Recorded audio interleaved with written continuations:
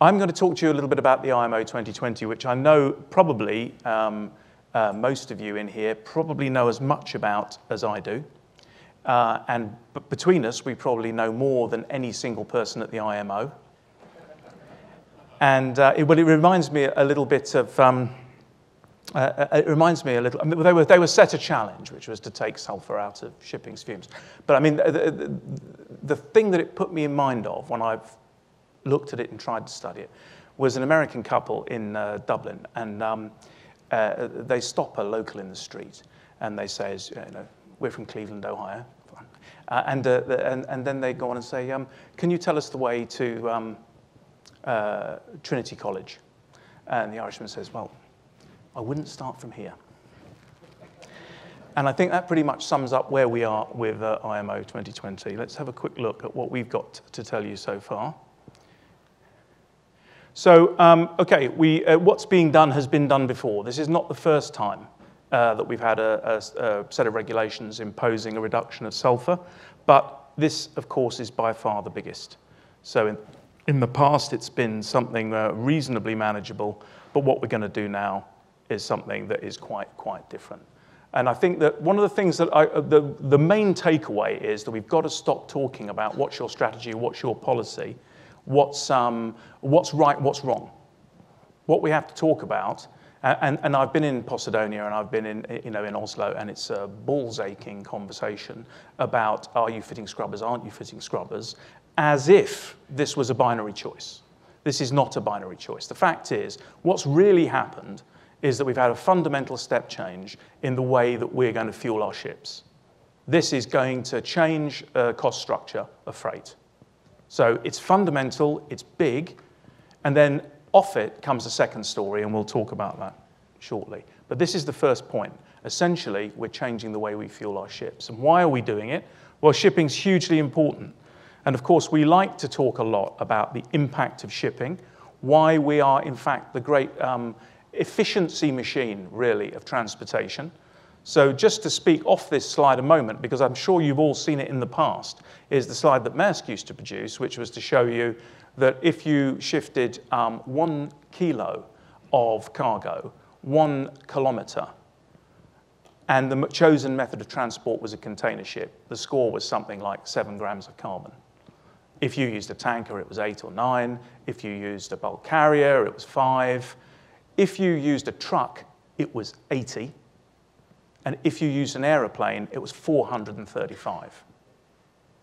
So the fact is that relative to the value that we add in the economy, we are very small carbon polluters. Unfortunately, because we have been used as the incinerator of the refining industry, we have a huge impact on sulfur emission.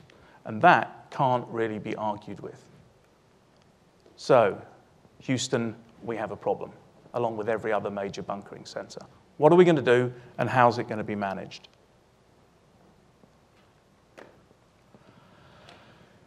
There's a refining story behind it, of course, and I know that we've probably took this from one of your publications, but the idea is just to frame the conversation. You just look at what the refineries are doing, and we highlight the impact of bunkers. So just really wanting to show that as far as we can glean from the material that we read, it's about 7 million barrels goes of residual fuel oil, and we believe that about 4 million of that is going into ships. That is what current price per barrel, this is taken from a refinery publication just to show, I think Brent was 80 at the time, and just to show what the margins are. So obviously these guys are just running this broad set of products in order to make those margins, and you can see where they make the money. But it's also important to see what contributes, because it's very, very important. The bunker fuel industry is hugely important because they're managing to achieve $400 a ton, close to $60 a barrel for selling what is in the end a waste product. So that's hugely contributive to the profits of a refinery. Don't imagine it's not important, and don't imagine that you can just choose not to make it. So something's going to happen to that pricing, and what impact will it have? And you'll see very quickly, if you lose $20 on the bunker price, it won't have quite the same impact as losing $20 on the gasoline, because of a barrel, you'll make much more gasoline. But if it's 30% of what's produced on a straight run, it's going to have a significant impact of about 1/3 of the power of a reduction in the refining margin on gasoline or on kerosene. So it's really, really important. It's going to change. It's going to change what refiners do and how they're set up. And that's what we've just been focusing on now. This is, I think the number scale is a little bit off on the bottom just because we've talked about 4 million barrels going into bunkers and it's showing a bit less than that here. That's really not the point. I want to just get the very simple concept over that we know that oil is sold as a commodity. So if you can't sell it, you've got to look. If you can't sell it to one group, you're going to have to look to see where else it goes. So imagine that that bunker disappears or is reduced. Where else can you sell it? Where does the other 3 million barrels go? And that was the breakdown that we see from refining publications. So what we can say is that there's a gradual step change. The mugs who get held over a barrel are made to pay the full price for a waste product to the ship owners. Welcome to the club. The rest of the industry that buys this stuff is paying at significant discounts to what we pay. So what's going to happen now is very important because we think that if you take it out, and I'll just run you through this, if you take it down to the absolute minimum, the marginal barrels are going to end up going into gas and replacing gas and coal as fuel, then you're down to $100 a ton. It's not going to be much more than $15 or so a barrel. That's a crushing change for a refiner. If he's been used to selling it to us at 60, and now the marginal barrel is going to get sold at 15. So where's the money going to come from? How are they going to get their refining margins back? And the answer is simply, we believe that it's going to come in the compliant fuel. What are they saying about it and how prepared are they? Well, the trouble with this is, of course, everybody, like everything else in oil, everybody's got a vested interest. So whatever they tell you, you've got to think two things about it. First of all, is it factually correct or likely to be correct? And secondly, what is it that they are saying to me, and what's the behavior they want me to demonstrate? Because everybody in the oil business is constantly talking data which has a monetary value to them because of their position. But certainly from what they're saying, BP is certainly prepared and says that it has fuels that it can market immediately. ExxonMobil says that it will be able to, and specifically highlights the main bunkering areas. Cepsa says the same thing, as do Neste and Lukoil, and more importantly, Eni not only say that they can do it, but also that they've got technology to help and that they're licensing it in China. So the noise is pretty good on meeting the compliant fuel requirement. I think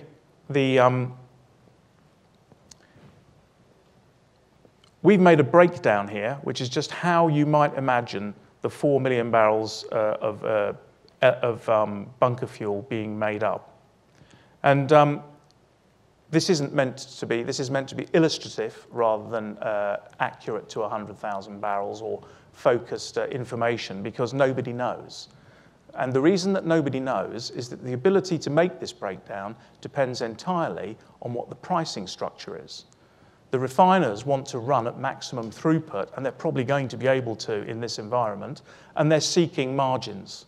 So where you end up producing and what you make will only depend on where the margins are, and that's the way that they look at it. Runs and margins. I think they'd make sausages if you asked them to and you gave them enough money. So it's just a question of you pull through the products you require by paying up for them. The reason that this is a relevant conversation is that the bottom block of ULSFO, as it's described there at 1.2, is simply making sure that everything that can run and desulfurize will run and desulfurize. So that's a given. The refinery will get set up to take additional margin from bunker fuel preparation as ultra-low sulfur fuel oil. MGO is going to get used because there are a lot of people who will now be in areas where effectively they're full-time trading in ECAs or close to. For them, it probably makes as much sense as anything to pay up and have uni-fuel ship. And then the blending, which is the critical bit, is simply, will the refiners take stuff out of the mix, which is low sulfur, and blend it with their high sulfur products in order to make a stable blended bunker fuel. Now, the only thing that I can tell you about that subject is that's one we are working on at the moment with a refiner, where we've identified what they think they'll be able to push through into compliant fuel. So they've given us a set of specifications and given us a couple of products that they've mixed. We're running them in laboratories now, and then we'll put them through a main engine once we're sure that they're reasonably stable.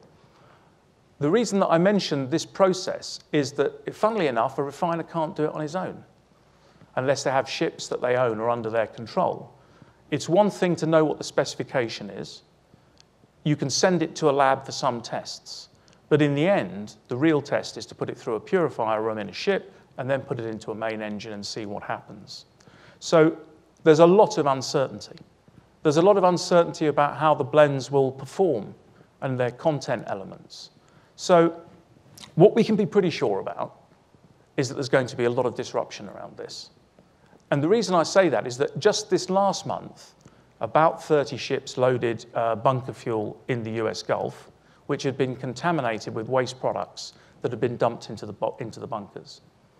We happen to have 6 ships in that, so we know about it. 3 of them were Generate ships, 3 of them were ours. None of them were badly impacted. If that had been run through a main engine for any length of time, it would have caused significant engine breakdown. One voyage burning this bunker fuel would have meant your ship was out, and out for some time. The parts of a main engine that get damaged are not always immediately obtainable and may need to be specially built or rebuilt. So the impact that you can have when we start moving into the bunker world, which is pretty badly regulated, and where there is there's no existing specification from the IMO on, there's a specification, but there is no ISO standard and stamped fuel. It's going to be made on an ad hoc basis until they can catch up with the necessary marking. It's mean there's going to be a lot of disruption of ships. So again, I think that what we're talking about now is a greater cost base, greater disruption, more refinery runs. It's beginning to add up to something of a story. So at the moment, as we know, the uptake on scrubbers has not been very high.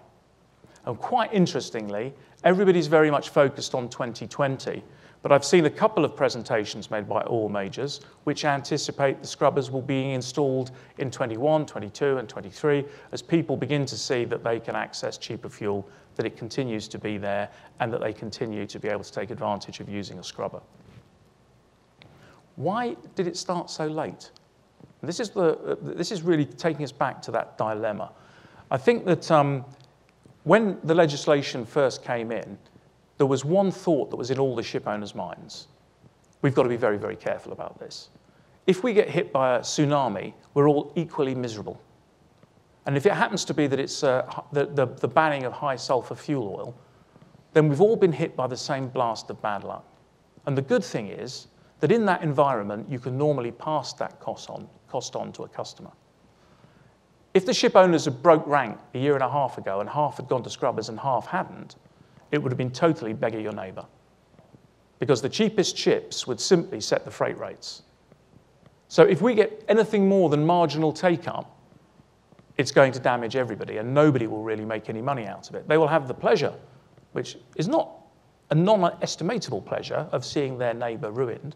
I mean, this is probably what motivates most humans and gives them the greatest sense of satisfaction. But it won't be that they will get the desktop benefit that they thought they were going to get when they did their calculation on putting on board a scrubber. So we've gone through 2 phases. The first phase was the shock, then the excitement of the change, the fact that we're going to pass it on to the customer, things could be getting good, and now we're going through a regret phase where people have a huge amount of anxiety about missing out, because the one thing that nobody could bear, and particularly not in Athens or Oslo, is to be the one guy who didn't put a scrubber on board and then had to sit and listen to their neighbour talking about how they're making $5 million a year on cheaper fuel. So that's why the ship owners are in such absolute crisis over it, because now it's an elective decision, and what are you going to do? Well, first of all, is it a good idea? And I'm not offering any opinion on this. I really don't think that I'm in any position to say that there is anything about what's going on with scrubbers that I know anything specifically about that you don't also. But this does feel like something where you're suddenly getting rushed to a door to make a decision through the wrong kind of emotions. And I think that what we have to think about is that we're being told that the scrubbing technology that's being used, particularly with open loop, where you're going to use a seawater wash and you're going to put the sulfur into the ocean, is okay. And apparently a number of scientists have opined on it and said the ocean is vast and the amount of sulfur is, relatively speaking, small. And by the way, in any event, that's where it's going currently, eventually, after it's been as acid rain through land. So that's the basic position. But the way I'd like to think about it, and the way I think that it can be thought about, is that if 40 years ago you had seen somebody throwing a plastic bag into the sea, then I think there might have been types, good housekeeping types like my mum, who would have said, that shouldn't be going there, that's rubbish, it doesn't belong there, don't do it. But the riposte would have been, look, the ocean's vast, the plastic bag is small, it's not material. 40 years later, we have dead whales getting beached with 15 kilos of plastic in their stomach. So what we know is that what we're doing is probably not the right thing to be doing, but we can't see the harm yet. And I think that the trouble is that the news headlines will see the trouble. IMO, in its buildings on the river in London, had demonstrations during their discussions over the next step of legislation that's coming over carbon emissions. And I think that the public, when they end up in the situation of saying, well, actually, what the shipping industry did with the sulfur legislation was to use a scrubber which increased the carbon output of the ship and put the sulfur into the sea, that's a bad story. That's not going to play well. Now, why is that relevant? Because some people will say, look, I'm not in the business of politics, I'm in the business of making money. Well, it goes into your spreadsheet as risk. And the reason it goes into your spreadsheet as risk is what happens if somebody tells you after you've installed your scrubber, we're changing the rules. You can't do that. And you may well say, look, it took the IMO, God knows, 15 years or something to get onto this subject and to pass something. They're not going to do anything quickly. They don't have to. As we saw with the ecozones, unilateral decision-making around ports and flag states is also perfectly possible. So I think it's going to, whether we like it or not, we've been thrust into an area which is intensely political. Why is everybody trying to encourage us to put scrubbers on? Because the talk around it is amazing, and some of the people who are advocating it are very surprising. Normally, the oil traders, who are pretty discreet, go about their business, and you find about it afterwards when they've made a profit. Instead of which, we have Vitol, Trafigura, Glencore telling us that they're putting scrubbers on board, telling us that this is the best thing you'll ever do, and encouraging you to do the same thing. And I think the trouble is that they can see a huge amount of money to be made out of this, but it's no good unless everybody plays. So there's no money to be made unless there are enough of you in it. Their problem at the moment is this: how do you get a long position on in a falling market? How do you short a market where the price is falling or hasn't yet fallen? They're stuck in the situation where they're itching to get their fingers on a paper trade, and they'll tell you, you can just build a fuel oil spread. That's great, but we're all waiting for the starting gun, and we're all waiting for the moment when you can truly say, now it's on. But in the meantime, the pricing is so wild, it's very difficult to put on a position in which you might not end up paying out money or not maximizing value. So the one thing you can do is to get yourself into shipping. Because if you have a VLCC consuming 75 metric tons a day on 330 sailing days, these figures are just illustrative, then it's 24,000 metric tons a year. So you'll naturally short the HSFO market 2,000 per month for Cal 20. And now all of a sudden you've got a position. So, and you know that that position is whatever the lowest the market's going to be between now and Cal 20. So now I can start trading. Now I've got the beginnings of a book. Now you can hedge the physical position, which means that ultimately you never have to take the wrap if you get it wrong, but also you can start to trade the volatility. And what's the price that's being paid for that? Well, of course, some of the oil majors have already put out time charters with scrubbers, and what they're saying is The current TC market is very low. Obviously, we've had a couple of difficult years. You may have heard about it. And the market is not good. So BP recently fixed the market rate, effectively $20,000 a day, with a $3,000 premium for having a scrubber on board. So that priced the volatility for us for a year at just over $1 million. But the value, if we start to get the spread the way that it's been talked about at 250, is huge. The value of that position could be worth $7 million. And the opportunity to trade off that position, this is a very slight premium. So once again, the ship owners have coughed up, they've taken on a lot of risk, and they've handed the benefit to somebody else. We're not quite sure where we are in terms of caution, because the biggest issue is, what's the penalty going to be? This is an area which is still wide open. Some of the places, no doubt there's some places, if you just turn up, you rock up burning bunker fuel, you could end up with the CEO being sent to jail. That's probably going to be Europe. You could end up in countries that are absolutely first world countries, which have good law enforcement regimes, where the current penalty is $25,000. So, I mean, you take that fine every time.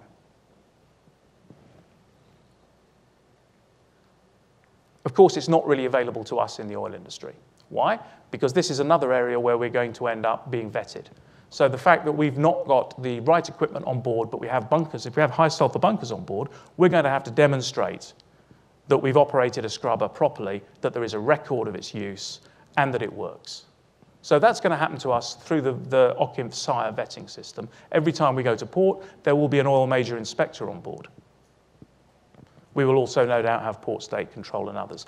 But you remember what we saw in the old days on oily water separator book, and I think that's something that's going to be coming our way. So those are the IMO 2020 options, standard chart of things for ship owners to think about. And what we'd say about it is this: it looks like ultra low sulfur fuel oil is going to be high expense with no risk. We're going to have marine gas oil, even higher expense and no risk. LNG, high expense and no risk, subject to a comment about LNG later on. But installing scrubbers is going to be cheap, but risky. Why is it risky? Well, it was risky operationally, and it's risky for some of the things that we've talked about. This is what we've looked at in our payback period, and where is it going to end up? At the moment, if you looked at the spreads we were talking about earlier on, you're probably around here. But if it gets to the more extreme end that we've heard people talking about, then of course it could be very significant. How would you get out to $700? The issue would simply be this, that the bunker price collapses. So from $400 a ton, it goes to $100 a ton. I don't believe it can go much cheaper than that. Because I think if it does that, people will store it. There will be a future use for it, and there are pipelines for it to go through in terms of pipelines of conversion. If it hits a rock bottom price, then you better buy it, store it, and you can sell it later. But the compliant fuel price will be the next problem. But if compliant fuel prices go up, will we get a $600 spread? And the answer is you might do, but not for long. At $600 spreads, they'll be turning the refinery inside out to make that blended fuel. And once it's in oversupply, the price will come off again. That's the reason why the paper short is such, or the paper long and short position is so interesting, because this could be extraordinarily volatile. Critical elements in that payback period. So at the moment, if we just circled an area here which suggests it should be somewhere around 1.5 to maybe 2.5 years, of course, it could go down to under 6 months if you had the most extreme numbers. But what other factors affect that? Well, of course, it's always based on how much fuel are you burning. So the scrubber itself, we're showing a closed-loop system here, but the points that I'm going to make are primarily valid to the open-loop system. The issue is not the scrubber. The scrubber is going to be built in a factory. There may be some issues around the system it has for testing the amount of sulfur being produced and regulating itself, just because that would be the one part that's electronic and therefore vulnerable to some disruption through acid environments. But the bit that's really important, and that really is the bit that you can roll off the production line, but the bit that's important is really just all of the pipework. And I've even heard somebody saying that you could install a scrubber and not go into a dry dock. I think you'd be crazy to do that. The economics of that would just not make any sense at all. If you're stopping a ship and you're going to make a hole in the bottom of the hull, get the ship dry and paint it at the same time because you'll save fuel. I mean, that just makes sense. So there are some very odd ideas out there.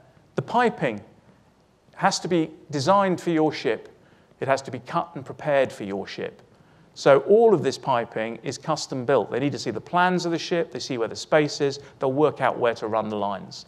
But you're going to push water through a ship's engine room, and you're going to have it in an acid condition, which means leaks and holes and all the rest of it. That means high maintenance or the risk of an engine room flooding. So this is an area which is causing anxiety on the technical side of every ship owner. And anyone who says it isn't telling you the truth. Honestly, the one thing that nobody really likes is to have steel in salt water, but we can't avoid it. But we're going to have steel in salt water in sulfuric acid. So this is a little bit nerve-wracking. Parts can't be made of acid-resistant, not all parts can be made of acid-resistant alternative materials. Why? Because steel has to be used because it has to withstand stress. If you're going to put a hole in the bottom of a ship, then the parts that are put there must be strong enough to absorb the stresses on the hull that will be passed through it.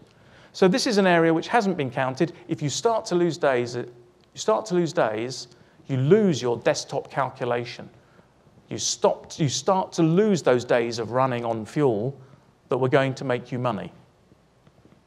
So your calculation goes off. Let's just run you through few different points. Fixed cost, we think it's about $4 to $5 million for a VLCC. You'll lose revenue during commissioning and installation. And there's a limited amount of capacity to build the units. And one of the things that's important about that commissioning, if you want to commission it properly, you're going to make sure that it's sensitive to the ecozone level so that you can make sure that you could burn bunkers in and out of a 0.1% environment, not a 0.5% environment. And that means that you're going to have a lot of sensitive work to do. The estimate that we've had from one of the people who is providing us an opportunity to install a scrubber is looking at 21 days of commissioning. That's after you finish the work. Difficulties of installation, as space required, varies according to different designs. Operation, you're going to need training costs and additional staff. Corrosion will be the main enemy. So it's constantly replacing valves and bits of piping. Risk of the engine, risk of some pressure on the engine, but also will the scrubber work? And what happens on, let's be clear about that. If the scrubber doesn't work, you're burning non-compliant fuel. Then you're out of conformity and you're breaking the law. So is your insurance going to stay in place? Where do you stand on maintaining speed, getting the ship safely to a new location? VLCCs will lose about 1% of efficiency. This is largely down to what's put at the bottom here, back pressure and energy load on the whole ship and back pressure on the engine. And that's why you'll actually end up producing more carbon as a result of using this. And then, will HFO be uniformly available? Probably for VLCCs in all the major bunkering areas. Maybe not, because the biggest problem with making sure the distribution is available is that there is only one system of tanks and pipes, one system of bunker barges. You have two fuels, you can't run them in parallel. You can't dirty up and dirty down. If you put a clean ultra-low sulfur fuel into a tank that's had normal bunkers in it, even if there's only trace elements, bang, it's out of spec. So what are we going to do with this whole logistical chain of bunkering, which now needs to have capacity for two types of fuel? It's the same problem on board a ship. At the moment, we'll have two types of fuel, MGO, and we'll have this ultralight sulfur, or bunker fuel. But we can't have three types, and certainly not in the kind of volume that would enable you to position the ship over any significant distance. Potential for change of regulations post-2020, and that's really the political point I was making about when somebody catches on to this, what are we going to do? LNG, I think the main thing is LNG is a solution for some people in some trades, but remember, LNG is safe as long as it's cold. So as long as the insulation that it's kept in is good, it's safe. When it's not, then you have about the most explosive thing you can have on board, as was seen with the Iranian tanker that went up in December. Prohibitive cost, limited capacity, limited calorific value. So what we do think is this. First of all, refineries can make less high sulfur bunker if they source crudes that are sweet. So there's going to be a trade, and the trade's going to be in trying to chase down sweet crudes for the refineries that don't have desulfurization. So we think there's going to be some good trades re-established, which will end up with people arbing the sulfur. There's a quick idea here of what the bear and the bull case might do in terms of the requirements for storage, but there's no question that if you end up with cheap enough old-fashioned bunkers, then somebody will just put them on board a ship and store them. They can be used in 10 years' time. All right? It'll pay if they're for nothing.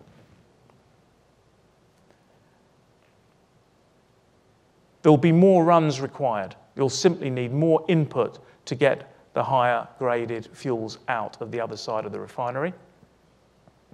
Accelerated recycling, because we believe there's huge pressure on older ships. We've got 2019 ballast water. We've got IMO 2020.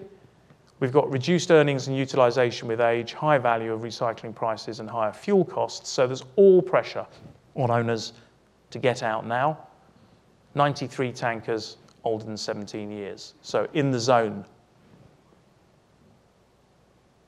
And slow steaming to preserve fuel. And I think that all we need to know about that is that the fuel price is going up, and as a result of that, speeds will go down. So, increased fuel costs and new trading routes, increased fuel costs storage opportunities, increased fuel costs more oil produced equals more shipping, increased fuel costs more recycling, increased fuel costs more slow steaming. So from our perspective, we think the big picture is things are looking up for tankers. There is a dilemma each individual will have to face over whether or not they like the balance of risk and cost on trying to get a trade on the fuel oil spread.